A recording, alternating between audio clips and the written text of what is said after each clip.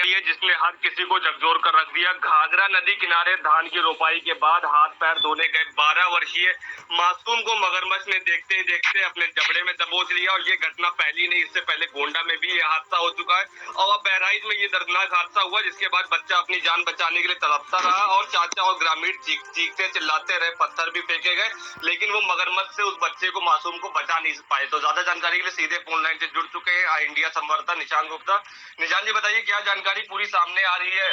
हाँ बिल्कुल मुस्लिम, अगर बात करें तो ये दर्दनाक और बेहद ही रोंगटे खड़े कर देने वाला वीडियो सामने आया है, जहां पर एक मगरमच्छ 12 साल के बच्चे को खींचते हुए नदी में ले गया, गहरे पानी में ले गया और उसे कई बार पटकता रहा। अपने जबड़े में फंसाकर उसने कई बार पटका और फिर उसे निगलने का प्रयास किया, जिसके चलते उस मासूम बच्चे 12 साल के बच्चे का जो है एक दाहिना पैर और आधे कमर का हिस्से के नीचे का हिस्सा पूरा जो खा गया है। करीब 5 घंटे बाद उसका जो बचा कुचा छत विछत जो शव था वो नदी में उतराता हुआ मिला। ये उत्तर प्रदेश के बहराइच जनपद के थाना बौड़ी क्षेत्र का मामला है, जहां पर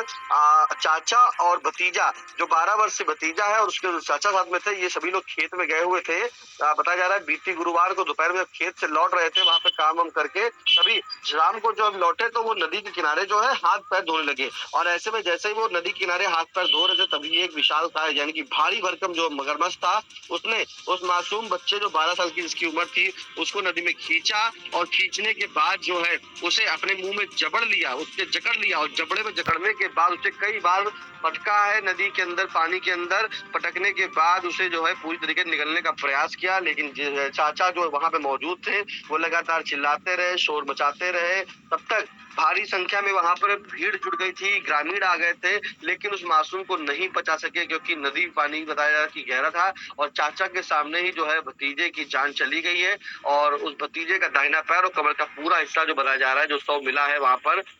देखा गया तो